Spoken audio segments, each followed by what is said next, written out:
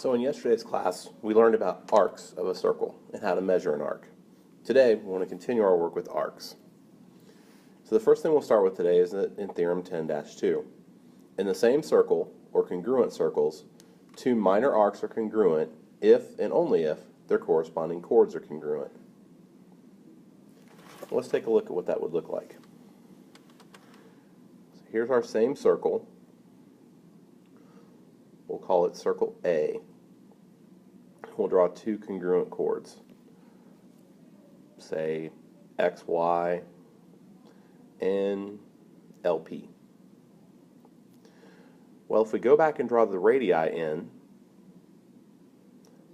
XA, YA, LA, and PA, if the chords are congruent, remember, all the radii of a circle are also congruent, so thus, what would be true about the two triangles? Correct. This would mean that the two triangles are congruent by side, side, side, which would give you congruent central angles, and thus congruent arcs. Again, this is an if and only if, so it's a biconditional statement, meaning that its statement and its converse would both be true. Now let's take a look at an example. Find the value of x in each circle. Well, number one is pretty routine. Notice that you have two congruent chords. That means you have two congruent angles that are defined by the chords. Number two, well, number two is going to require us to do a little work. All right, let me make the screen a little bit bigger so it's a little easier to see. Number two is going to require us to do a little bit of math. Again, you have congruent chords PQ and RS, which means the arc PQ is congruent to arc RS, and thus we can set that x plus 17 must equal 4x plus 2. Taking away the 2 and the x from either side, we discover that x equals 5. Now, number 3 is really kind of working with the converse. In number 3, notice that you have congruent minor arcs, which means that the chords that define those arcs must also be congruent. I'm sorry to bother. So we can set up that if the arcs are congruent, thus the chords have to be congruent. 2x minus 12 equals 36, and then it's just a matter of solving the equation where 2x equals 48 and x equals 24. Take a look at number 4. Number 4, notice that the chords SU and ST are congruent, which means that these two arcs are congruent. Well, you're going to have to do a little work, and what we should know, and you should remember, how many degrees are in a circle? 360. So if we take 360, take away the 38, that leaves us with 322 degrees. And the two arcs, x, are both congruent, so we can divide that by 2, and thus we figure out that x would be 161 degrees.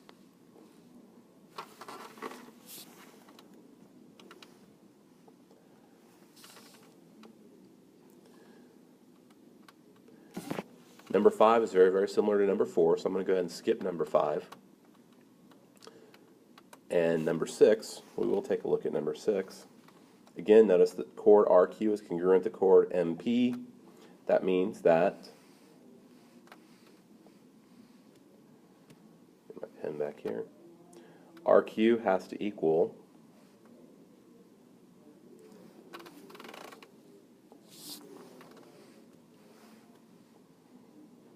RQ has to equal 67, and remember, the measure of a minor arc, as we learned yesterday, is the same as the measure of its central angle, so thus x equals 67. And that'll end the first part of our lesson. Let's move forward. Theorem 10.3 states this: if a diameter or radius is perpendicular to a chord, then it bisects the chord and its arc. And let's take a look at how this looks in a diagram. So here's a chord, and we'll just draw a radius through. So again, perpendicular meaning it forms a 90-degree angle. Well, if we drew the two radii in, remember that the radii are all congruent. If we see the two triangles being formed, notice that they share this leg in common. Therefore, the triangles are congruent by, you're correct, the HL theorem. And that means that these third sides would have to be congruent by CPCTC.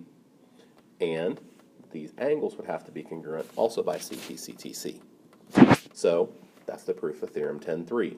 Diameter perpendicular to a chord bisects the chord. Theorem 10.4 kind of falls along with 10.3.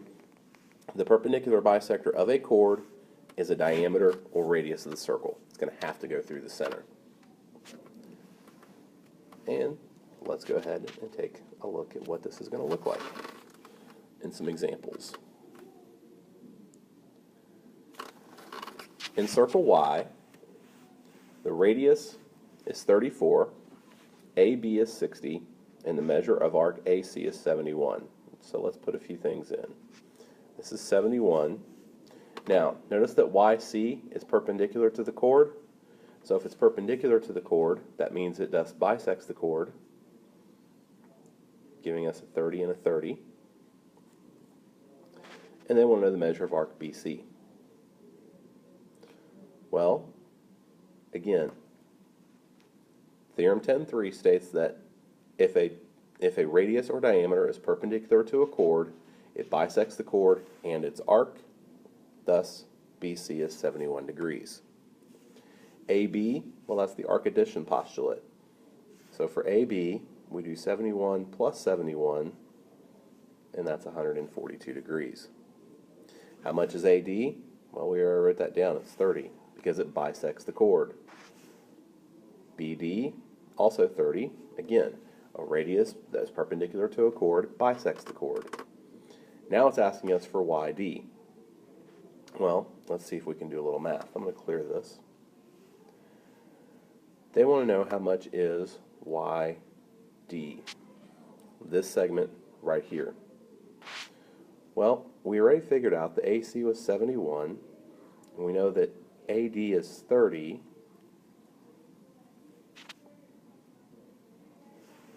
See if I can write this a little better.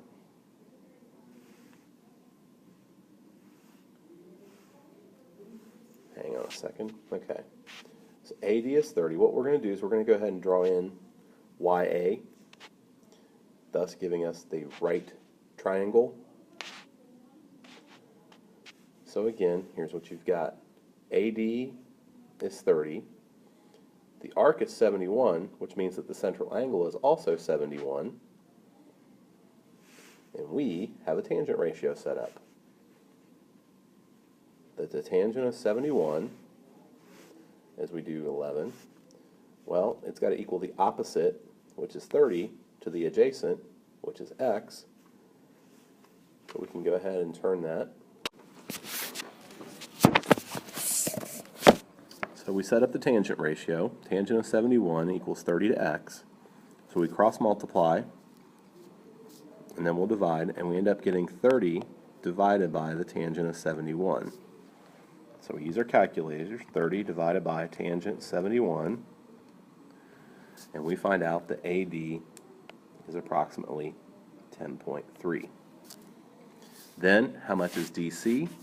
Well, the radius is 34, so by segment addition, we simply do 34, take away the 10.3, and we discover our calculators that it comes up to be 23.7 degrees.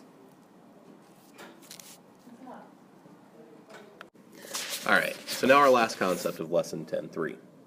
Recall that earlier we learned that the shortest distance from a point to a line is the perpendicular distance.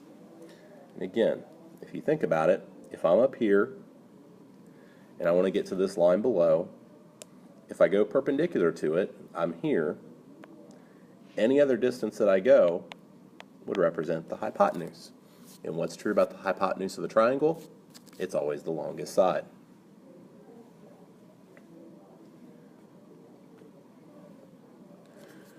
So theorem 10.5, in the same circle or congruent circles. two chords are congruent if and only if they are equidistant from the center. And again, as we take a look at this, let me show you what it's going to look like. They're equidistant from the center, shortest distance being the fact that they're perpendicular. Well, that means that we bisect the chord, and again, if we go ahead and drew in two radii, you can see you have HL being formed once again. Because the hypotenuses are the radii, they're congruent, because all radii of a circle are congruent, and these are congruent, so you have a little HL. So now we can go ahead and do a little math on this. In circle U, VW is 20, and YZ equals 5x. What is x? Well, again, theorem 10.5 states that two chords are congruent if they are equidistant from the center. They're both 8 away from the center, thus the chords are congruent. 5x equals 20, and thus x equals 4. Now, number 14. In circle Z, the arcs are congruent, which means that the chords are congruent. We learned that theorem earlier in this lesson. TR is congruent to TV. And again, notice theorem 10.5 is an if and only if. That means that not only is the theorem true, so is its converse. Two chords are congruent, they're equidistant from the center. If they're equidistant from the center, the chords are congruent. So we have two congruent chords, that means they're the same distance from the center. So SZ is x plus 4, and UZ is 2x minus 1, so we can simply set those equal to each other, solve it out, and discover that x equals 5.